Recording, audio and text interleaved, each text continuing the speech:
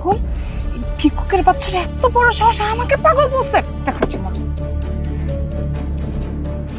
এই ভিক্ষুকের বাচ্চা ভিক্ষুক, তোর এত বড় সাহস, তুই আমাকে পাগল বলেছিস? হ্যাঁ, এক চটকনা দিব না, কানের নিচে আক্কেল চলে আসবে। Hello madam, are you mad? আপনার কি এটা ডাস্টবিন মনে হয়? একটা মানুষ এখানে শুয়ে আছে আর একটা আননোন মানুষের সাথে এরকম বিহেভিয়ার করে সাহস আপনাকে কে দিচ্ছে? হ্যাঁ, আমার যেখানে ইচ্ছে করবে আমি সেখানে ময়লা ফেলবো। এটা কি তোর বাবার জায়গা? হ্যাঁ, তুই আমাকে একটা কথা বল, তুই রাস্তার যেখানে সেখানে ঘুমিয়েছিস কেন? Excuse me, mind your language. ঠিক করে কথা বলেন। আপনার ফ্যামিলিকে আপনাকে এই শিক্ষাটুকু দেয় না যে মানুষের সাথে ভদ্রভাবে কথা বলার? আপনি আমার বাবা মা তুলে কিভাবে কথা বলেন? আর এটা মোটেও একটা ডাস্টবিন না, ডাস্টবিন রাস্তাঘাটে অনেক আছে, আর এটা একটা পাবলিক প্লেস। পাবলিক প্লেসে আমার ইচ্ছে হয়েছে আমি শুয়েছি, তার মানে তো এটা না যে আপনি আমার গায়ের উপর ময়লা ছুড়বেন। কি ফকিন্নির বাচ্চা, ছোট মুখে বড় কথা। হ্যাঁ, তোর মতো একটা রাস্তার মেয়ের থেকে আমি শিখবো? আমাকে জ্ঞান দিচ্ছিস? তোর অবস্থা আমি এমন করবো না। যারা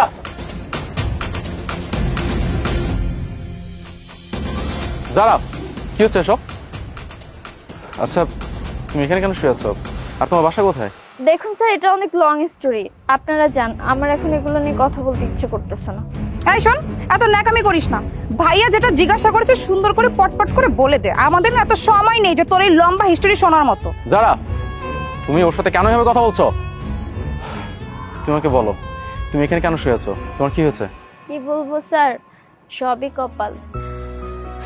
একটা ছেলেকে অনেক ভালোবাসতাম, ফেসবুকে পরিচয়, গ্রামে ছিলাম তো বুঝতাম না।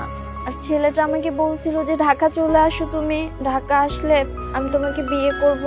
আর ছেলেটা যা বলতো আমি না সব বিশ্বাস করতাম, কখনো বুঝি নাই যে ছেলেটা আমাকে এইভাবে ঠকাবে। আমি ছেলেটার কথা শুনে বাবা মাকে না জানায় তাদের মনে কষ্ট দিয়ে আমি ঢাকা শহর চলে আসছি। কিন্তু স্যার, যখন আমি ঢাকা আসলাম, ছেলেটার সাথে এতবার কন্ট্যাক্ট করার চেষ্টা করছি, কিছুতেই আমি কন্ট্যাক্ট করতে পারিনি। পরে আমি দেখলাম ছেলেটা আসলে ফ্রড, এরকম কেউ ছিলই না, আমাকে জাস্ট ঠকাইছে। আর এখন তো আমি গ্রামে কোনোভাবে যেতেও পারতেছি না। গ্রামে যে যাব, গ্রামের মানুষজন ছি ছি করতেছে, আমার বাবা মাকে এক ঘরে করে দিছে, আমি কোন মুখ নিয়ে যাব স্যার বলেন? আর এই জন্য আমার তো আর কোনো উপায় নেই। আর জানেন স্যার, মানুষের কাছে অনেক কাজ খুঁজছি, কেউ আমাকে কোনো কাজ দেয় না, উল্টা পাল্টা কথা বলে, বাজে বিহেভিয়ার করে, ফায়দা লুটতে চায়। কি করবো, একটা মেয়ে মানুষ খেয়ে না খেয়ে কোনো রকম জীবনটা পার করতেছে এখানে থেকে। আচ্ছা, তোমার কথা শুনে মনে হয় তুমি শিক্ষিত। আচ্ছা, তোমার কোয়ালিফিকেশন কতটুকু? স্যার, আমি মাস্টার্স কমপ্লিট করছি। আমাদের যে গ্রাম ছিল, ওই গ্রামের আমি একটা স্কুলে টিচার ছিলাম, কিন্তু এই ছেলেটার পাল্লায় পড়ে চলে আসছি, কোনো সার্টিফিকেটও সাথে করে নিয়ে আসতে পারিনি। তাই সার্টিফিকেটের জন্য আমার কোথাও চাকরিও হচ্ছে না। আচ্ছা ঠিক আছে, ভুল তো মানুষই করে। আচ্ছা, আমি যদি তোমাকে কোনো জবের ব্যবস্থা করে দিই, তুমি কি জব করবে? কি বলেন স্যার, আপনি কি আমাকে দয়া করতেছেন? আর আপনি যে আমাকে চাকরির কথা বলতেছেন, এতটা দিন পরে আমার মনে হয় না যে আমি কাজ করতে পারবো। কোনো সমস্যা নেই, শোনো, এই নাও, এটা তোমার কার্ড, কার্ডটা রাখো। আর তুমি যদি কাজ করতে চাও তাহলে আমার অফিস চলে এসো। আচ্ছা স্যার, ঠিক আছে। ঠিক আছে, যারা গাড়ি ওঠো।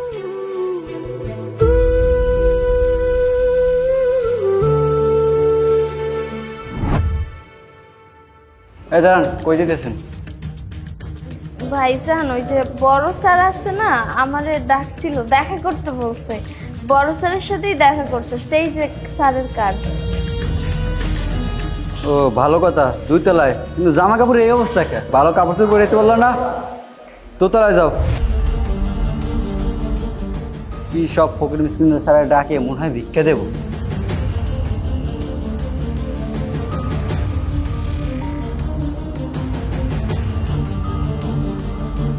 স্যার, আসসালামু আলাইকুম। এই যে স্যারের রুম কোনটা একটু দেখাই দিবেন? স্যার আমাকে দেখা করতে বলছিল তো। রুম দেখাচ্ছি তো সেটা পরে, আগে বল যে তোকে ভিতরে ঢুকতে দিল কি? তোর জামা কাপড়ের কি অবস্থা? তোর জন্য তো আমাদের অফিসের রিপুটেশন নষ্ট হবে। তোকে ভিতরে কে? Security, security! স্যার, এই গেটে বসে কি তুমি ডিউটি করো নাকি ঘোড়ার ঘাস কাটো? ওই মেয়ে ভিতরে ঢুকলো কিভাবে? ওর ড্রেসার দেখেছো? ওদের জন্য তো আমাদের অফিসের বদনাম হয়ে যাবে। তুমি ওকে ভিতরে ঢুকতে দিলে কেন? স্যার উনি বড় স্যারের কার্ড দেখে সেই জন্য। আরে আজব তো, কার্ড তো যার তার কাছে থাকতে পারে, তাই বলে তুমি যাকে তাকে ভিতরে ঢুকতে দিবে? এখন ওকে বের করে দাও, যাও বের করে দাও। আসেন। কি হয়েছে? এখন চিল্লাপাল্লা কেন? আর তুমি তুমি চলে আসছো? জি স্যার। সিকিউরিটি, তুমি এখানে কি করছো? স্যার, এই মায়ের কাপড় চোপড় একদম ভালো না, এই জন্য ম্যানেজার স্যার বলছে বাইর করে দিতে। কি? আপনারা কি বের করে দিতে বলছেন? আপনারা কি বের করে কেন দিতে বলছেন? স্যার, আপনি ওর ড্রেস দেখেছেন?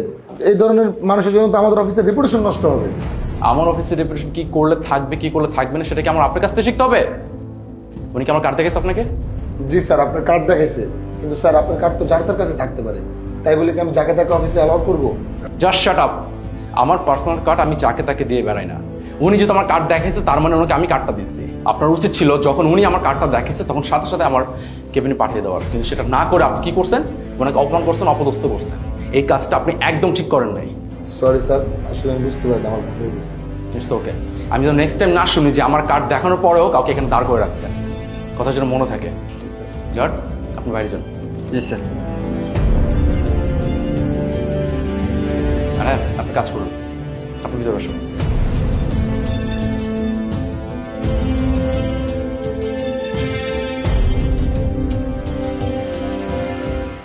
যাক, তুমি খুব ভালো কাজ করছো, এখানে চলে আসছো। এখন বিশ্বাস ছিল যে তুমি এখানে আসবে।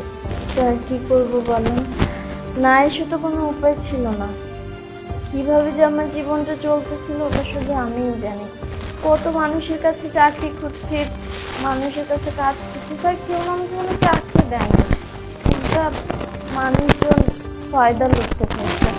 কিন্তু স্যার আপনি প্রথমবার একজন ব্যক্তি যে আমাকে কাজের সুযোগ করে দিতে চাইছেন বা আমাকে আপনার অফিসে ডাকছেন, আমাকে নিয়ে ভাবছেন, আমাকে কাজ করার সুযোগ করে দিচ্ছেন। স্যার আপনার কাছে আমি সারাটা জীবন কৃতজ্ঞ থাকবো। হ্যাঁ, আমি চাই তোমাকে একটা সুযোগ দিতে, যাতে তুমি তোমার সমস্ত সমস্যার সমাধান করতে পারো, তুমি আবার ঘুরে দাঁড়াতে পারো। আর তুমি যে কাজটা করেছো সেটা একদম ঠিক করো নি। তুমি তোমার বাবা মার অনেক কষ্ট দিয়েছো।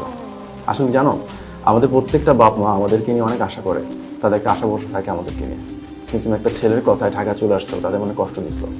তুমি একটা ওরকম বাপ মার কথা ভাবো নাই, তুমি এটা একদম ঠিক করো নি। আমি চাইবো তুমি তোমার বাবা মার কাছে ক্ষমা চেয়ে নিবে। হ্যাঁ স্যার, আমার বাবা মার কাছে আমি ক্ষমা তো চাবই। আমি তাদের মনে অনেক কষ্ট দিছি, অনেক খারাপ একটা কাজ করছি আমি, যেটা আমার করা একদমই উচিত হয়নি। কিন্তু স্যার আপনার বলে দিচ্ছেন, আমি কখনো বিষয়টা এইভাবে ভেবেই দেখিনি। আপনাকে স্যার অনেক ধন্যবাদ। ঠিক আছে, তাহলে তুমি কালকে জয়েন করো, ওকে? আর হ্যাঁ, এক মিনিট, এটা ধরো, এখানে কিছু টাকা আছে, এটা দিয়ে কিছু কাপড় চোপড় কিনে নিও। নাও। আরে নাও। ঠিক আছে, তাহলে এখন আসো আর চলে আসো।